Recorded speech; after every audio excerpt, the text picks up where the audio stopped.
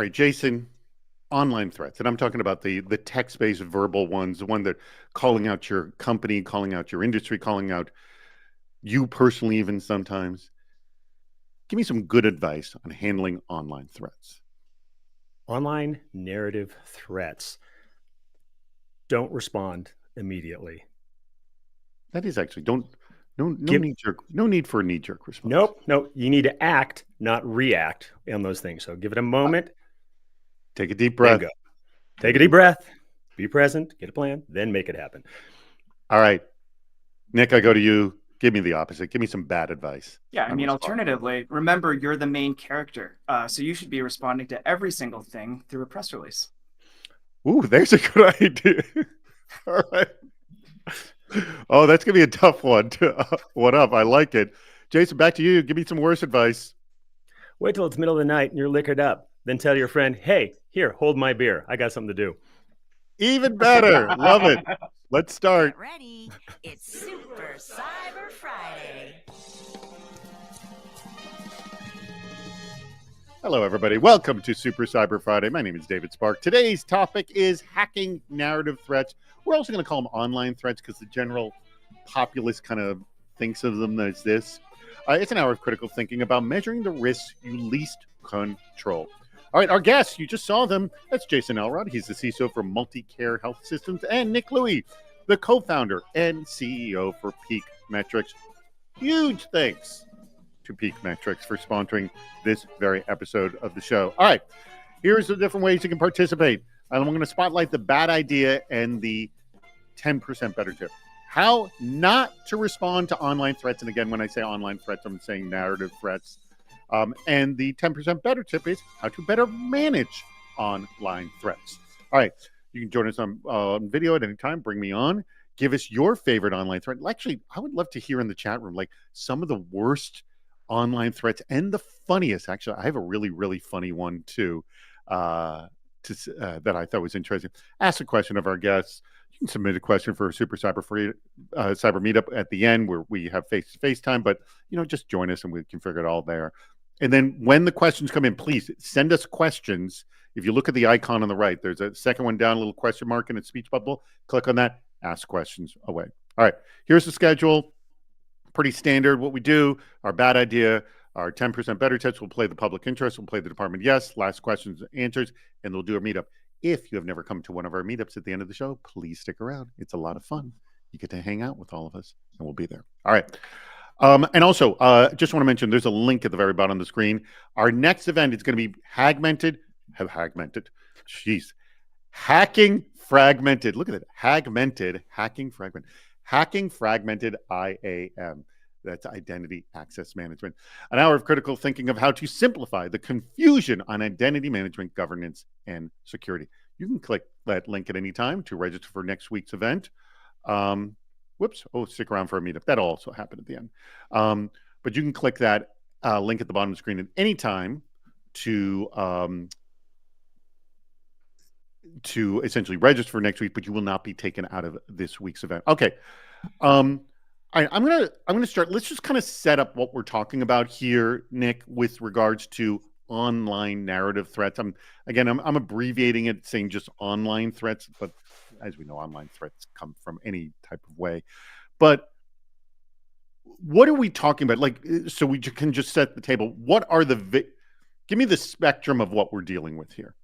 Yeah, I mean, here's how I think about an online narrative threat. It is basically these narratives that oftentimes start on fringe platforms, private groups, social media channels that eventually start to bubble up and grow to become potentially a narrative that is talked about in blogs and then eventually make its way to major media.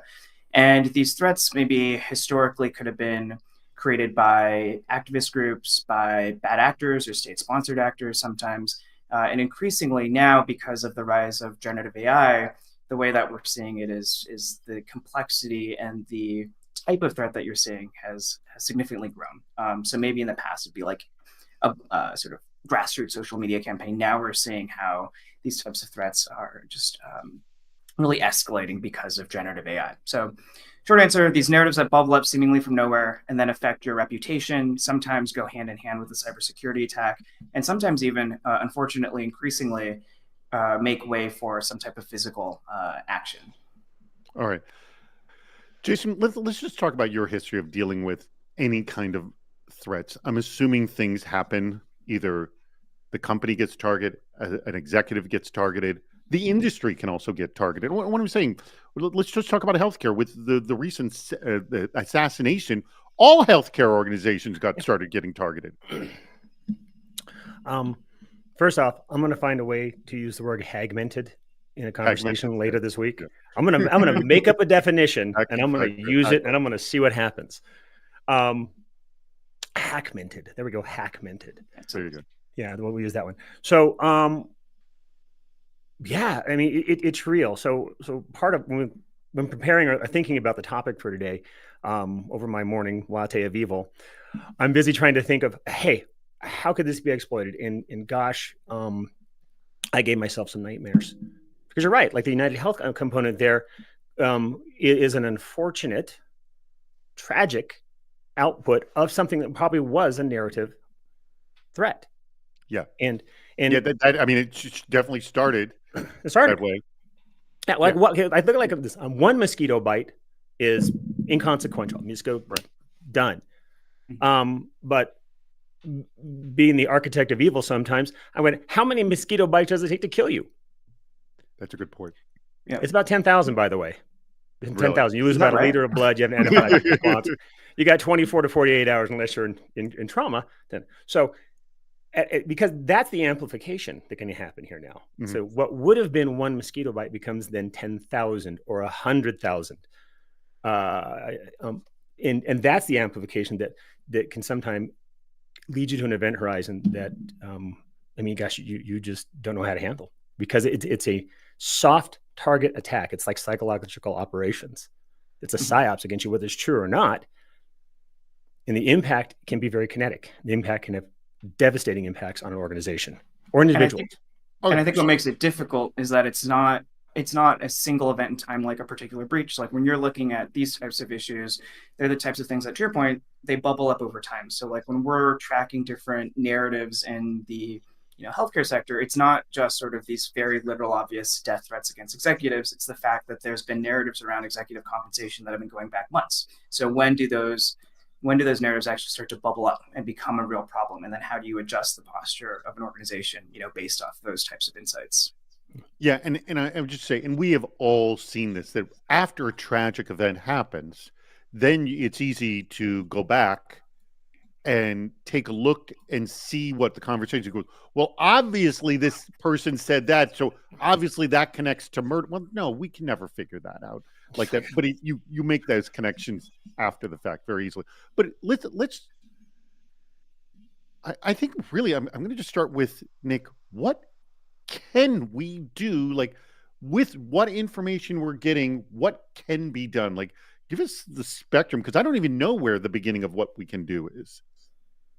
I think it's, I think it's one, making sure that you're actually aware of these issues. To me, it's sort of a natural extension of threat intelligence, and would love to get, more feedback and opinions on some of that. But the what do you do next is always sort of that question. I know the way that we think about some of this is, one, the strategic messaging component. So how do you actually talk to PR comms or make advice to comms based off what we're actually seeing?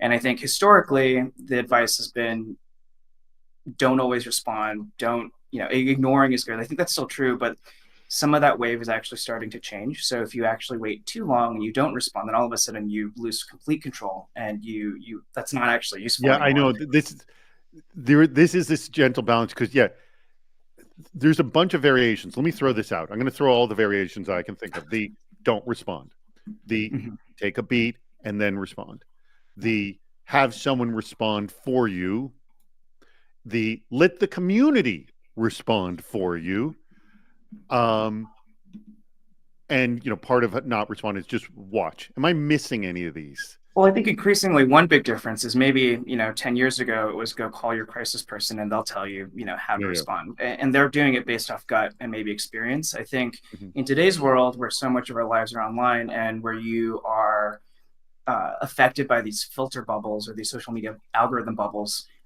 The question is now actually, where can you respond in a way that's pointed and makes sense? And what is the correct messaging, again, based off data? Okay, And there's that's a big another difference. variable we have to think. But okay, so where, that's another one to throw in, which kind of crosses all of these. Is there anything else sort of, just so I understand sort of the spectrum of what we're dealing with? And also, is there a non-text-based announcement type of response? Is there? Yeah, so I think that's the other thing is, right, there's, in addition to, just the more traditional comms response, there's the, do we file a community note? Do we file a takedown? Do we create, in the same way that do we create different types of fact checking resources that we control? How do we actually set up more proactive management of our particular narrative and respond more effectively? So I think there's different ways to actually go about that are not exclusively comms response. I know a lot of our clients also think about, how do you actually change your posture? What systems do you protect? How do you think about where your people are? Based off some of these insights. All right. I'm putting this question out to the audience. I want to know. Oh, go ahead. Let me add something really quick there. I think the timing is key here. And that does trigger, each one of those things is a different response point. If it's gone viral, too late. Yeah. Because there is no headline in a retraction. Even if it's wrong, even if it was false, even if it's out there, the damage is done, and we could be completely exonerated. Completely false. It was a deep fake from the beginning. Nobody cares. It was cool. And then that narrative maintains, and it's the long tail of the narrative, even if it was completely false, that then forever sort of taints your ability to push that forward. Hey, weren't you the ones that had that thing, back when? I'm glad you brought this up. And this is something that, this has been my number one fear of AI and deep fakes is, it goes, oh, well, it'll be exposed that it's a fake. And we have ways to expose the fake. And I go, let's just assume that's all true. Let's just assume. It does have the period of time of believability. And let's just say it's out for an hour. That's it. And then it gets taken down and everyone realized it did that hour's worth of damage, Nick. Yes? That's right. I mean, the reach is already there. So that's right. The stats on sort of that deepfake starting to spread, or that piece of misinformation starting to spread, it's by nature of the algorithm will receive more impressions and views than any type of retraction or counterstatement. And the longer you wait, to everyone's point, the less chance you have of actually getting that counter message to spread effectively. So maybe you can tell us, are there telltales? Like, the thing is, with virality, sometimes it goes so fast, there's nothing you can do. Yep. But are there telltale signs of this is about to bubble up and explode? Or what do you know? I guess you see patterns, I guess. Yeah, I mean, I kind of referenced it at the start. There's this concept of it's called the trumpet of amplification, where you have these narratives that oftentimes will start on more fringe platforms like Telegram before moving into something like a Reddit. And so the sooner that you can be aware of something and then get notified as it flips from one part of the internet to the other, that's actually a noteworthy indicator. And you basically, your job in tracking and trying to respond to this is to understand where it is in that process, that you can get ahead of it and don't basically let it go to that next phase. So here's an example of a threat that I ignored that actually cracked me up. Was I received some kind of threat via text saying that I had to create all these backlinks to some organization, and if I didn't, they were going to create all these this sort of fake spam and send my Google ranking down to nothing. That was the threat. Okay. Have you seen that? But my favorite part was at the end. It says warmest or sun shines from Bangladesh. Love to be on the podcast sometime. Let me know. By the way, have you seen this thread of we'll threaten to bring your ranking down to nothing? And this is, by the way, a direct threat, not a more public out of the community. Do you guys track both the more direct threats and the public to the community? I'm trying to think, direct threats versus public to the, and maybe if you could restate that? Well, I Not guess sure you don't actually have to. I mean, mine came in the email. Nothing to track there. It just came in. Got it. Right, Kind right, of right. thing. But I guess Instances of extortion. So that's extortion, Mhm. right? I mean, it was Do a- this, or I'm gonna drive. that's as straightforward as it comes. That's as for that straightforward matter. as it comes there. I think what we have now is this amplification of capability. So Mhm. low-level threat actors that could never really marshal this type of attack were kept out of this attack market because of a skill gap, a talent gap. They never earned the right to do it. Okay, they earned the right to do this exploit.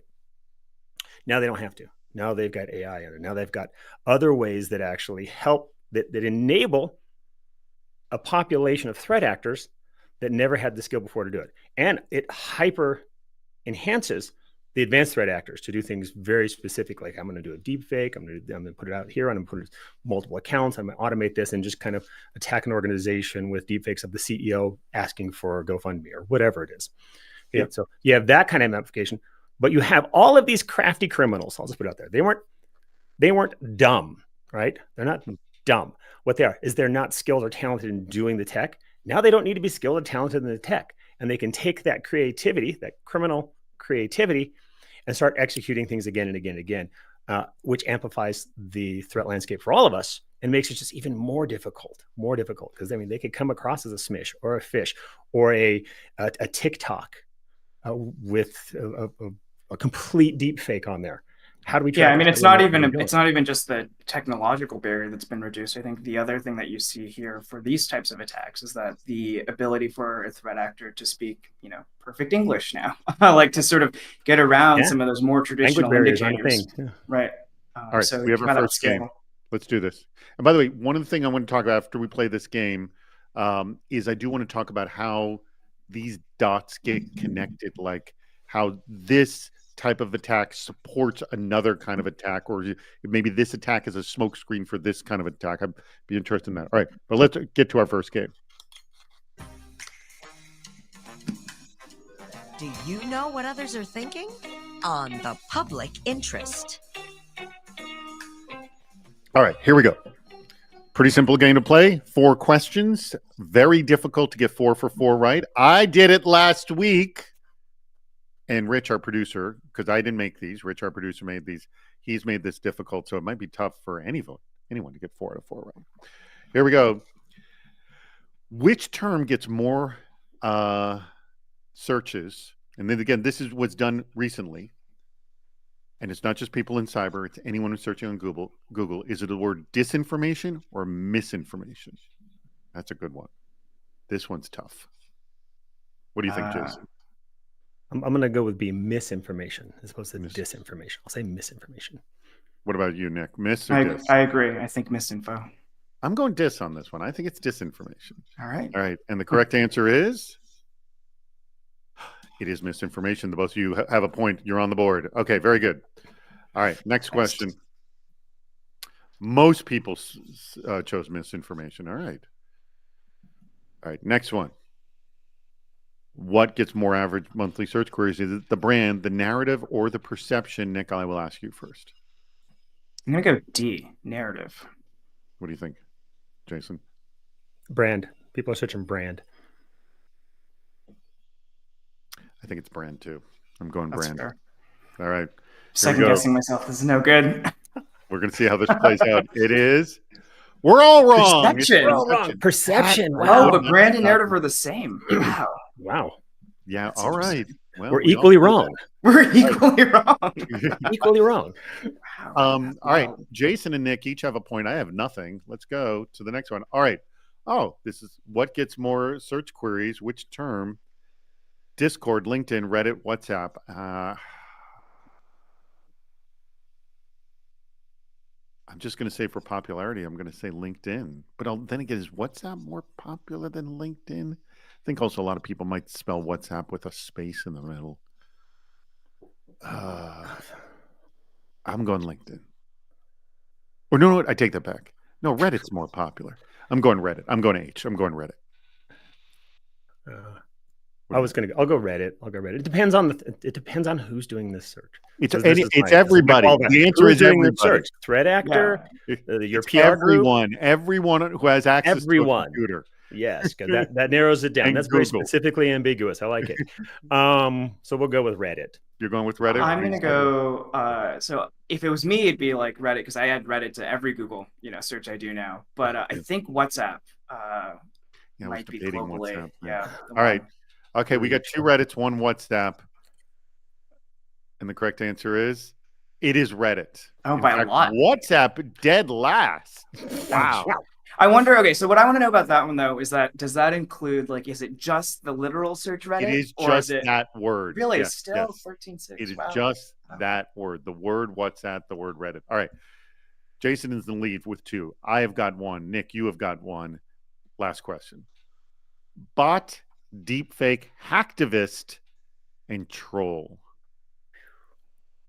I'm thinking since it's, I want to say bot, but because these are current searches, I'm going to lean on deep fake. Yeah, I'm going to lean on deep fake.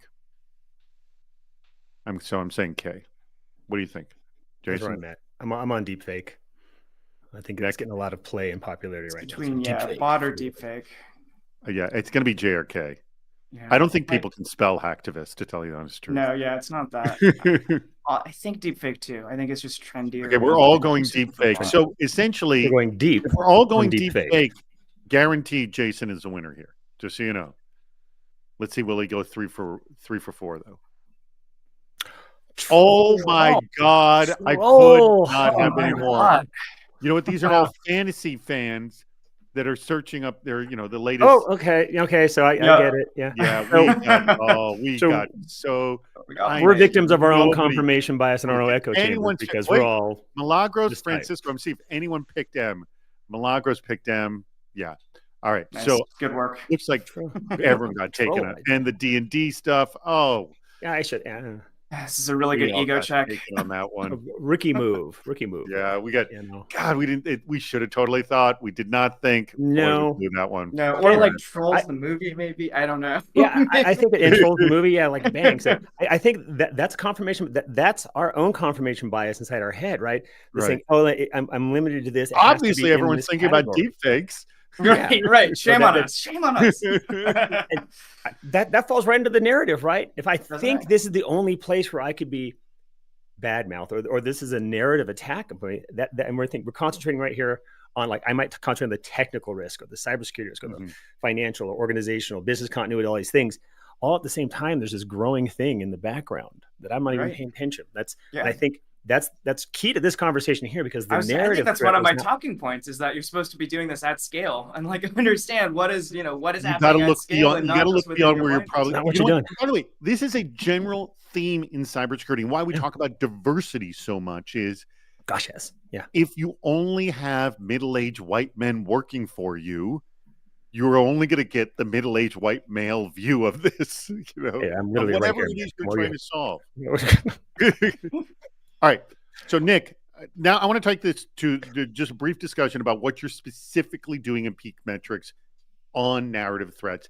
What is it that you guys are doing? How do you help people? How are you tracking this? How do you catch the trolls that everyone else misses? Yeah, so thanks for asking. We are a narrative intelligence company. So we help Fortune 500 clients and public sector clients detect, decipher, and defend from narrative threats. So help identify what are those narrative threats that are bubbling up, that are going to affect you in some way, decipher why they're spreading, who's behind them, and then defend and prevent these from happening.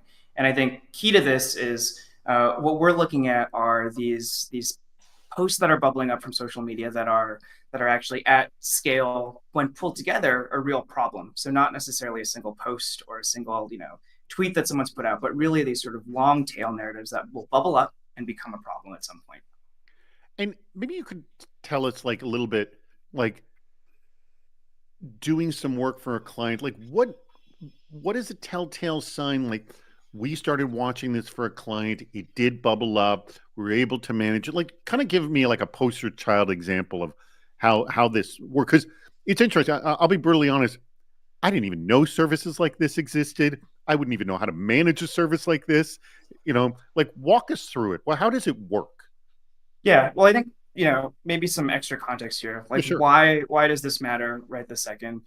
One is that Well, the as we see, someone can get murdered. someone get murdered.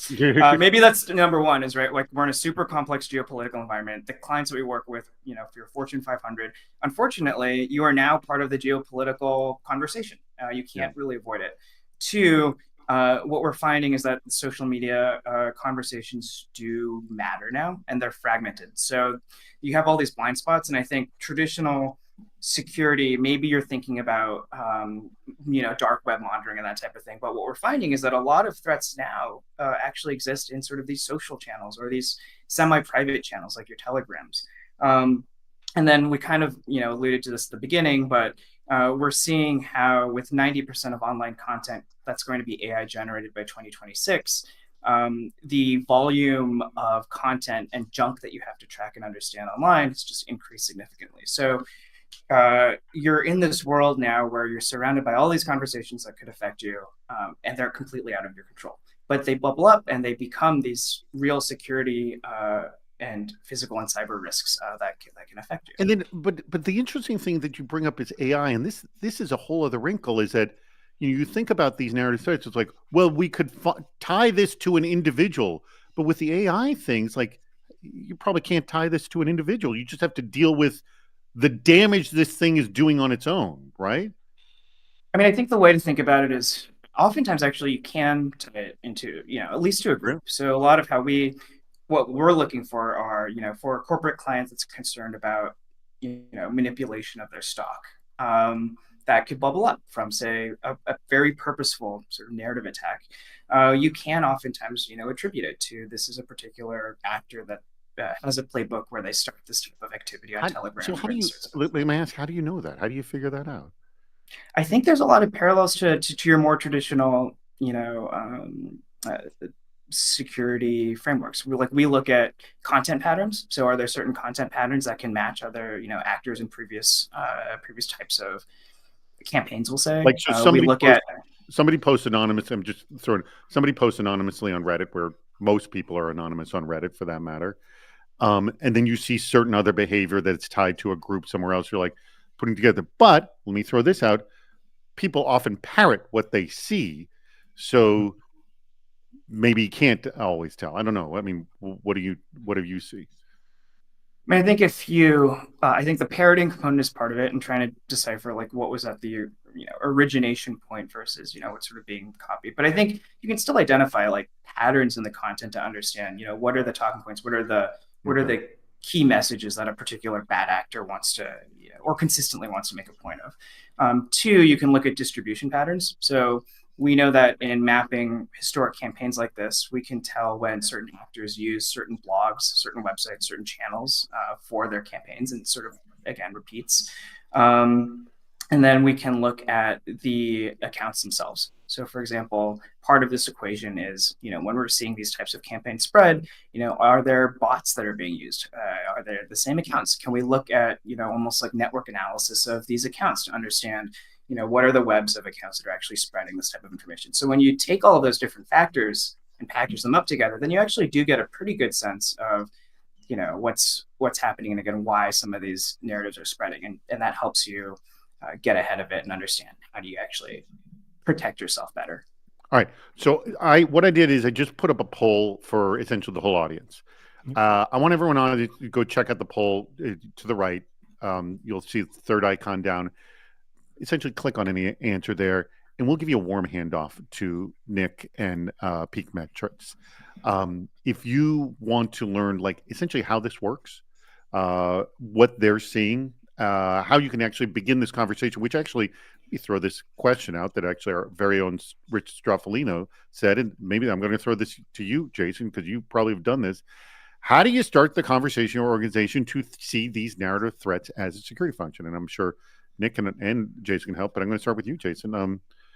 Have you had this conversation?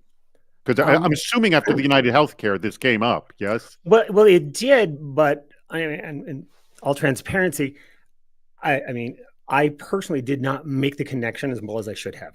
Okay. I'm saying, hey, here's how we can do it. So it was almost like I was a consultant to the PR side of the house, and then saying, okay, how do we address this? What are some of the things? Treating it like, it's like a vague threat actor, right? Narrative threat. Mm-hmm. This sort of amorphous fog that comes in as a threat actor. So you can't really, you can't really nail this Jello to a tree because I think there's no traction on it, right? And so, then just my point here is, as part of this conversation, I think I need to add the PR and legal compliance teams to the fusion center that we already run, from security and threat intelligence and technical risk. But I want to make sure that, hey, if we're really being fused, we're fusing those functions in here, it's an obvious threat that actually, now that we pull those blinders back, I really have to incorporate it into the other things we do, cyber threat intelligence, to just threat intelligence, not cyber, just threat intelligence. Then how do we act in a resilient fashion as an organization? So our incident response, not just cyber incident response, it can be reputational incident response. Okay. Yeah, I think that's right. I mean, I do think that the organizations that are thinking about this best are creating sort of these fusion cells where you're sharing information, you're talking about how to both detect these types of issues and also, respond more effectively. I think one of my predictions that we'll start to see where this overlaps more and more is that you'll start to see these narratives that, maybe that go hand in hand with, say, like a ransomware attack, right? So threat actor creates a ransomware attack against your organization, goes on Twitter or I guess now X, whatever, and does this major campaign talking about how, if you're the customer of X company, you're going to be, all of your data is going to be shared. All of your information is going to be leaked. Like all of these threats basically to try and ratchet up the ante of this actual particular type of attack. And I think from a security posture, if you're not aware and tracking and understanding like that component of it as it's emerging, then you are really missing out on something that you should be understanding. Okay. All right. We have another question that came in. This from, here, let's go. Okay. Well, that's a good one from Aman Sood. How does one leverage AI and machine learning to detect and analyze narrative threats? So, I mean, if they're using it against you, how are you using it against them? And what emerging trends are you seeing in the way misinformation spread? So this one definitely for you, Nick. Yeah, definitely. I mean, I think so what are the problems to solve, as it relates to that? One is the speed at which these narratives evolve and make impact. Like you're talking about the type of thing that could start as a viral TikTok video and all of a sudden directly affect your organization in a period of hours, and to the scale with which these, attacks happen and the number of channels, that they exist in. So I think to me, the way to think about the application of AI and ML to combating these types of issues is one, in the ability to basically determine what's happening at scale. So get out of the bubble that you're in and actually look at the entire information landscape and determine where are those patterns.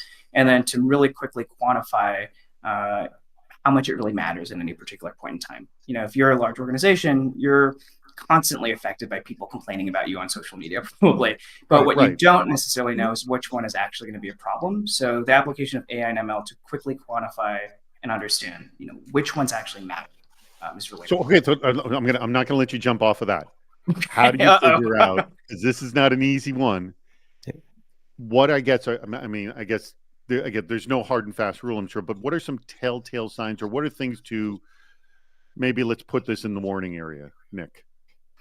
Yeah, I mean, so one is, okay, how do we actually group these trends together? So that's the identification of the narrative, almost like as an actual entity that I'm tracking, almost like an actual incident, right? So that's step one. That's how we think about, okay, take all this data, use machine learning to identify the narrative. And then how do you actually look at the different factors that you can apply to that narrative to determine if it's important enough to bring up and combat today? Some of those factors include things like volume, velocity, volume being, say, number of unique posts, which in a bot world is kind of a complex thing to measure because you actually then want to look at, real versus fake against that. Velocity, so is it actually picking up steam? You want to look at the reach, who's actually publishing it. Like we know that in our work, if there's certain people that repost certain narratives, that it's going to get a big spike. Kind of obvious, but being able to do that really quickly and easily is important. Favorability, and then increasingly the way that we think about this is what are the other emerging factors like deepfakes that are part of that narrative. The faster that you can quantify that and determine if there's a multiple of factors there, then that's how you know that's something to pay attention to. And you should be doing that in real time, as much as possible. I think the wrong way to do it is to not use AI and ML. Consider it a current threat at human speed, at bureaucratic speed, at the speed of I can look and read and understand the scope. The only way to combat AI and ML, things going on at compute and wire speed, is something that also goes on at compute and wire speed. And I think the other piece of that, also pull it outside of just the context of a technical risk or just the context of a reputational risk. It is blended. It's risk, and how do we associate risk there? How do we combat it in a fashion that meets the speed and velocity? Let me also, what was I going to say? Oh, remind everybody that the poll is up. If you would like a nice warm handoff to the fine people, Peak Metrics is up this entire time for this event. Also, I forgot to mention, if you have not registered for next week's Super Cyber Friday, really good topic, hacking not Hagmented, but hacking fragmented IAM. I had no idea. I had such a difficult time saying that. Hacking fragmented. You expanded the English language. We now have Hagmented. Being that it's next week's event, I'll probably have to say it many times. So if you want to see me screw up on it multiple times, you definitely want to register for next week's event. All right. So, by the way, we don't have many. That's what I was saying. How many bad ideas do we have? I saw like one or two.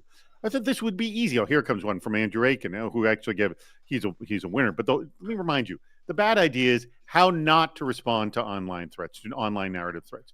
Please, people, you can come up with plenty of bad ideas on that. That's not a stretch to come up with some bad ideas. All right, let's get to some more of the questions that we have come in. I like this idea from James Smerenberg. This would be wonderful. So do we need a way to sign media coming out of our company that works like an SSL cert that can verify that, yes, this is a real release from company XYZ? Nick, you're nodding your head. Jason, you're probably nodding your head. I mean, what's that stamp of approval that everyone knows? And does anything even remotely like this exist? Okay, so this is a gap. And because deepfakes are so believable nowadays, yes. I mean, you honestly have to embed some sort of a cryptographic signature in a stream, in a video, in a release, same way, I mean, we did before. But I almost have like this message brought to you by and approved by Jason Elrod. Click here, and then here's my signature on it that goes through it like, while this stream is going, no replays associated with it. Here's the date, here's that. Blockchain of conversation, if you want to talk about that. How do we do it? And I don't think we have anything. At least I have not encountered anything that we can do at scale. Blockchain might work, or some. I'm just some way to have an immutable record that this was the actual conversation. So they could take this and rework this entire podcast, and then complete with deepfake versions of us and redo it, and then say, okay, if we didn't have something that said, no, this is the real stream, this is the actual. I've signed this stream. I mean, I would love to see that. Go ahead. I have two examples of systems that should exist, that are supposed to help with this where they failed, I guess, and then some of what we're these AI detection tools. Perry Carpenter's last name, Perry with Nobi4. I saw him give a presentation showing how easy it is to take a deep fake and fool it. Honestly, because the deep fakes have a certain pattern, but if you're a normal editor who mixes audio and stuff, you just add a background noise, you add a cough here and there, boom, they think it's real. Nick. Yeah, I mean, there's definitely initiatives around like content authenticity authentication, like Adobe Content Initiative, I think is one of them. But, so in terms of an organization actually trying to protect or like stamp, almost like an SSL for this type of information. One, I think social media verification was supposed to do that, the little verified badge. But, a couple of years ago, Eli Lilly tweeted that insulin was free. What happened there was, of course, a massive stock drop in value. But also, it was because on Twitter now, you can pay $15 a month for that verified badge. That's all it costs. And they had like an Eli Lilly account that was one letter off or something like that. So that's where you're seeing that start to break down. Maybe a while ago, the gold standard was, well, if I'm sending a press release through PR Newswire, like one of these big wire release services, that should be official, right? If it's coming from my company. But PR Newswire, I think, or Business Wire, one of the big wire services was hacked. a couple years ago. So that completely broke down. And on top of that, you're seeing these fake websites that appear to be press release wire services. So you're kind of already starting to see that develop.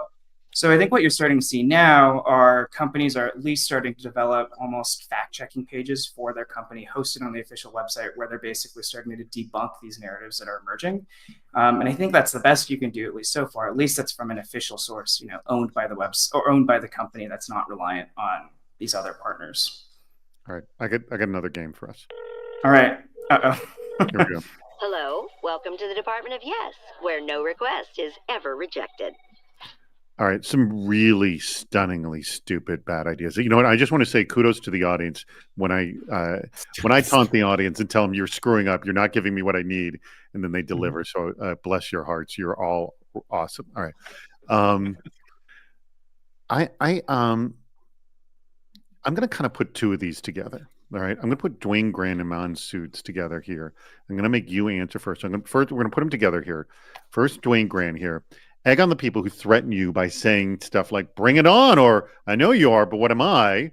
And then connected to that is Aman Sood's here, fight fire with fire, combat misinformation by creating even more misinformation. Two wrongs do make a right. So in both cases, you're egging them on. You want to escalate. So it's more of, there's a lot of escalation going on here. Why do you want to do this? Jason. Why would I want to do this? Yes. So remember, you're playing the Department of Yes here. The body. These are the bad ideas that come in. You're going to say, best defense. Wayne, Aman, these are great ideas. I want to do it. By the way, Nick, you're going to have to come up with an answer to this too. So get ready. Best defense is a good offense. So go on offense early. Go on offense early. All right, I'll give you that. If that's, and so I think I take that as the component. That's maybe the silver lining here. Best defense. Don't react, act, and that's what I'm saying. Act forcefully. Act offensively. All right. It's just, a good defense. You don't play defense, play offense here. Okay. I like this. Nick, why do you want to do this? Similar. Action is, I think, quick action is sometimes better than inaction. And in today's world where it's a little bit of your word versus mine, I'd rather have my word out there first and louder than, the other side. And if it comes out that maybe I'm wrong, then oops, at least we move on quickly in today's society. And you probably heard my version of the truth first. There you go. So the little fight fire with fire. I like that. All right. This one, we're going to throw this one from, and I'll make you answer this one first, Nick. From Kira Wojak. Use AI to auto-generate a YouTube apology style videos for any negative style topic that starts to trend online about your company. So this is very interesting. So if they start attacking you with AI, you have AI responses to them, but instead of being aggressive, like the previous advice from Aman and Dwayne, you're apologizing, and it'll be seriously a litany of apologies here. By the way, I think this could be a new service for Peak Metrics. I'm just throwing it out there. Oh, no. Bots on bots on bots. Bots fighting bots. All right. So why do you want to do this? Well, I think, with the way that algorithms work and confirmation bias, the faster that you can sort of flood the zone with the information that people want to see and receive, maybe that makes sense. Because then if people Google, did Peak Metrics apologize for that major gaffe they did? If they can find a video that confirms their bias, then maybe that works. I like it. All right. Why do you want to do this, Jason? Why would I want to do this? Hey, there's nothing about efficiency here, right? So, 10,000 mosquitoes. How about 10,000 apologies? 10,000. Okay. There you go. Hold it. One. That's a one for one. We're playing one to one now. We're not playing zone. We're playing 1 to 1. And that's how you do it. So it's an apology for every single mosquito bite. Exactly. Every single mosquito bite. Not one grand apology for the mosquito bite. 10,000 mosquito bites. 10,000. There you go. So that's as opposed to playing like defense, all mosquitoes. I'm sorry, or that's 1 to 1 ratio. Like this mosquito, I hear you, mosquito. Sorry about that. Next mosquito, what was your complaint? Oh yeah, I hear you. And Jason, it sounds like you have a mosquito problem. Yeah, it's a mosquito problem. Kira's on to something here. Okay, hear me out on this one. Okay, you get 10,000. First of all, if 10,000 of anything comes in to any tool, they go, oh, this is obviously something spammy. We have to create a filter for it, right?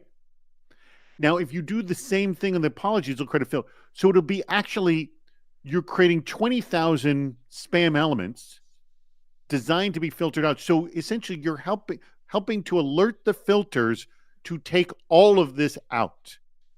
What do you think about this theory, Nick? You are effectively helping the spam filters. To I guess I'm trying to figure out what's the acknowledge it impact and of take that. it all out.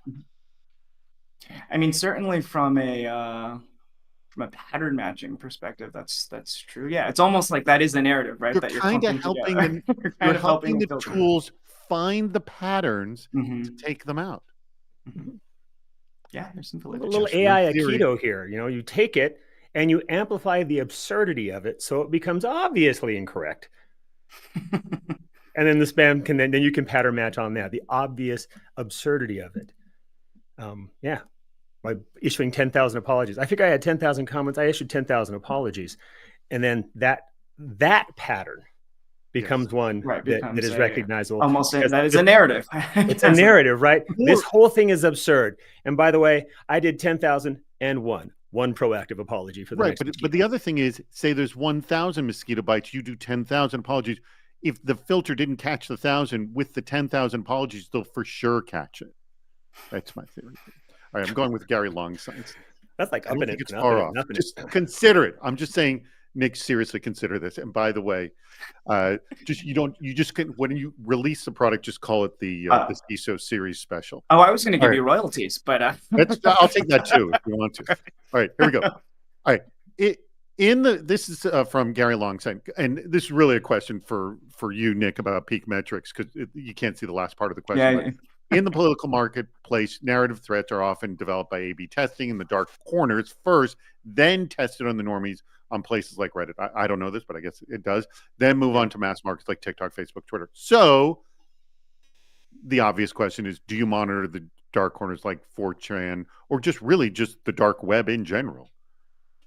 Yeah, I mean, I think that's actually a really important thing to consider with this sort of threat, is that you're not just monitoring, say, dark web. You're not just monitoring traditional media or social media. Really, what actually matters is getting a sense of the entire information flow and trying to understand where does something exist, and trying to then determine like when they're actually moving from one place to another. So I think that's exactly right. And I think there's actually not that many tools right now that can actually look at that entire flow and map it. And that's a little bit of a plug for what we do. Well, I think there's a piece there too. I mean, you could almost go on the dark web, watch for the services that are being offered, and before anybody buys the service, then go back out and counter the narrative before it comes out.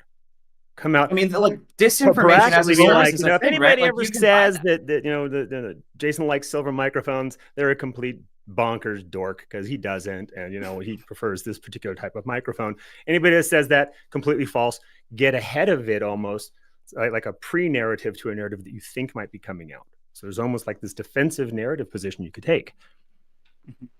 By the way, I throw this question out to everyone in the audience, not just the two of you, or I'm sure, Nick, you've seen this. Did anyone get a direct threat that their organization would be hacked if they didn't do so-and-so? I'm sure this happens plenty. Yes, Nick? I mean, we've seen it, you know, with some of the, you know. What are the common people. threats? We'll take you down. We'll DDoS you. We'll do like what? What are the common threats? We see a lot around Ransomware. I mean, physical threats, like protesting against particular locations. Obviously, physical threats against executives now. We're tracking a lot of like, you know, post United Healthcare Luigiing people, I guess is sort of the term. Yeah, I mean, all sorts.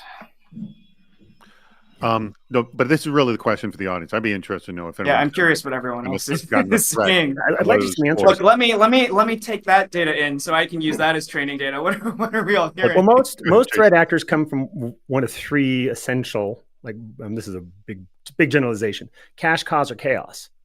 Right? They have a motivation that's going to come out of cash. I want money. I'm my particular cause, or I just want to watch the world burn, and that tends to be state actors because I want to watch my enemies burn or whatever. So we have cash, cause, or chaos that drive a lot of threat actors. And and I'm not going to comment on specific threats that we received, but healthcare is critical infrastructure. And we receive threats against us of all sorts of things. I'm going to do X, Y, and Z, and it's going to take you offline and damage your entire community or damage every patient you have or whatever it is. So ours go from like maybe a smaller version of a ransomware rapidly to terrorism. Because if you can take a hospital out in the middle of the winter and there's 500 patients there, that's a mass casualty event. That's terrorism. I'm threatening you on it. So it scales really quickly because you're attempting mass murder. If you attack a hospital in the middle of the winter and take out their generators, so you have no heat in the middle of winter. What do you do with it? And you can't do surgeries and you can't do these things. So it scales rapidly. So there's a lot of threats that happen against, and just even in healthcare and the industries that I work with. So the other one that I'm seeing in the financial sector that's sort of interesting are these like scams and promos. So, X CEO is promoting a crypto token that someone buys, then gets a rug pull. And then all of a sudden, cash. Right. Cash. Exactly. That's that bucket. That's something that we're seeing a lot. And of course, if you combine that with deepfakes or, LLM generated content, big problem. All right. One last thing I want to mention, please register for next week's event, Hacking Fragmented IAM. I said that as slowly as I possibly could. And also, please go to our poll as well for the nice warm handoff to Nick. We will make that happen for you. Or no, if it's going to be to you directly, Nick, or to somebody on your team, somebody. But it'll be to Peak Metrics. You can eventually, I'm sure. It'll go somewhere. Yeah. It'll go somewhere, and eventually you can chat with Nick, I'm sure. So please do that now, because I'm going to come back to the two of you for a last question, but please go ahead and register for next week's event. But here, let me just do some closing things, and I'm going to have a last questions for both of you. And if anyone's got some questions they want to get in, throw them in quickly. All right. Huge thanks to Peak Metrics. Remember, click on the poll right now if you'd like a nice warm handoff to those people over there. Starting soon, we've got Christina Shannon, who's the CIO of Kick Consumer Products. And I had Christina on stage with me in Clearwater, Florida. We did a recording of the CISO Series podcast. You'll hear that in just a few weeks, actually. That's going to be live. Anyway, this show will be live in less than 100 minutes. So at 3:30 p.m. Eastern. So please join us for that. Our very own Rich Stroffolino will be hosting the discussion of the top 7 headlines from this past week's news. So check that out. All right.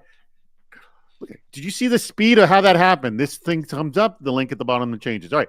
If you click the link at the bottom, magic, or Discord, you could just open up Discord and go to our CISO Series channel right there. Please go ahead and click on that, please. And if you go to the lower left corner, that's where you can control your audio and video settings for that.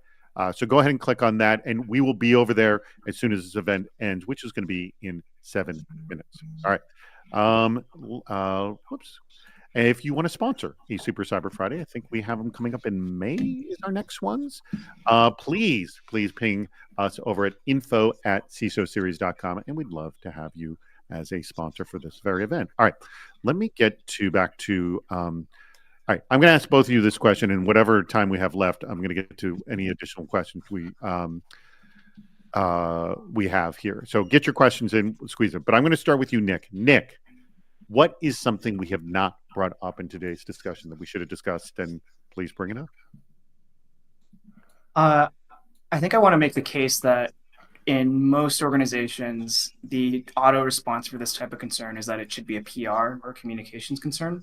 And I think that if I look at what PR and comms folks are focused on, they're about getting the message of a brand out. They're about, focusing on talking points for an organization. So what happens a lot is that those are folks that do see a lot of these threats as they're emerging early on, but they're not actually trained to understand what the potential impact is from a security and risk perspective. So while a lot of organizations have access to this type of data, I think it's important for the risk and security teams to actually start to also have a good handle of what's happening around them, as part of an intelligence capability. Okay. Very, very good. Jason, what have we not discussed we should have brought up? I think we talked about it. We touched it briefly on it, but I think it's part of a composed threat. If we're being attacked, an advanced threat against us, it's not going to be just through the front door. we're going to have a lot of things that go on. And this is an area that should be considered. If you see it starting over here, it may end with a cyber physical type of attack or a physical result or a supply chain attack. It could start somewhere else. And I think not seeing this as part of a fully composed attack solution is something that it was eye-opening. I'm glad you brought that up. Okay, so here's my question. Have either of you seen this? Have you seen, and it could be in either direction, you're talking about this can come from multiple different directions. We're doing these narrative attacks here, but then we've got hackers that are working, third parties over here. We got have you seen either the narrative or something else operating as a smoke screen for something much bigger? Yes? No? That I could fully attribute? Yeah, it's like I think, maybe, I don't know. It's like could be a lot of that too. I think it's something you need to look at also. So if somebody's attacking you here, you need somebody watching there behind you, left and right. So you need to take a moment, and this talks about maybe diversity of experience and opinion too, because somebody say, I may be like, hey, technical risk, legal risk, this kind of thing in my world. But I need other people say, hey, reputational risk. Hey, I saw this thing on TikTok. Hey, I noticed this thing over on Reddit. I was searching for trolls the other day and you came up. And so I think really putting this into as an active, very much of a stakeholder in your cyber threat or your threat intelligence as a whole. Now it just drops cyber. It's threat intelligence. Share it, understand it, and then expand it and fuse it a bit more, because I think the threats are now composed, just like most solutions are now. Okay, Jason brings up a good point here. So my question to you, Nick, how does Peak Metrics, is it just a feed or is there a way it connects? Like, how does Peak Metrics, like you've got your threat intelligence program for company XYZ, how is that feed coming in, or how are they really, I think more the question is, how's it coming in and integrating with the rest of the threat program? Nick? Yeah, I mean, the way that I like to think about this type of capability today is almost like where log management was, maybe a decade ago, where and maybe 10 years ago, like we could aggregate all these signals together, like, right? You could pull that data together and then you could run, keyword searches against that data. Similarly today, I think right now, a lot of folks that are trying to track these types of conversations are just flooding in data. Like maybe we can aggregate the data together, but you can't actually get any real insight out of it. So our role in that sort of fight is actually successfully pulling the data together and then giving you that summarized insight so that you can feed that into, a broader threat intel capability, so that you're not scanning for every single social media post, because that's not super helpful.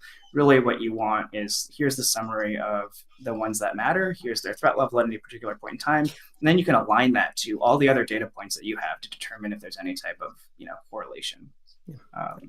I love that, by the way. So because like when we're let's say there's an incident, we see it, we put it up through our SOAR, and then when our SOAR or whatever, we're trying to get additional fidelity about that threat. Yeah. It would be fantastic to say, hey, look, you add that as a feed in. I may have thought it was this, but through an integration, you say, okay, wait a second, looks like a duck, sounds like a duck, could be a duck. You should duck and check this out, and then add that to the alerts when you're talking about incident response. And then I think really quickly, David, on your smokescreen comment, we do a lot of work in national security, and there it's just incredibly obvious, right? Like these types of narrative campaigns or information operation campaigns go hand in hand with all types of other more conventional warfare strategies. And I think there's similar parallels in the more traditional commercial space. Yeah. Great example of asymmetric warfare. I think someone might mention that in the chat. Yeah. Well, good point. Well, let me just throw this out here with the 1 minute that we have. Should counter narratives be part of a response strategy? I mean, I'm assuming that's advised. And you must, by the way, partner, or they are your clients, some, PR companies that do critical response. Mm-hmm. Yes. Mm-hmm. Yep. 100% should absolutely be. You would just say, do it with data, right? So don't just automatically assume that you should be answering every single thing. Try to figure out like what's the correct message for the correct audience, or is it filing a takedown, where appropriate, or a community note. Like what's the actual response? And I got it. So, and also the retraction we talked about earlier, the retraction doesn't get the same traction as the initial. So almost when your counter narrative can't just be refuting something with facts, you almost have to make it clickbait more with the refutation of fact. So say, hey, you know what? I can't just refute you. I can't just have a counter narrative. I need to have, I hate the way this sounds, I need to have a sexier or more interesting counter narrative that can go more viral, or maybe bounce off that. And hey, I'll repost this because here's what you didn't see, and almost take that. And again, it's back to that response aikido, that response jujitsu, where you're taking it and you're amplifying it, your narrative, to correct the attack. All right. We need to wrap this up because we've gone now 3 seconds over time. So let me say huge thanks to Nick Louie and also Jason Elrod and Peak Metrics into our audience. We love having you here. This was very unlike all our other conversations, and I love this. This was fantastic. All right, everyone do me a favor. Click the link at the bottom of the screen. Discord. Meet us over there. Let's have our after show event. Right there, the Discord. Click the Discord. Especially if you've never come before. We want to see you there. Like button. Thank you, everybody. Aaron, take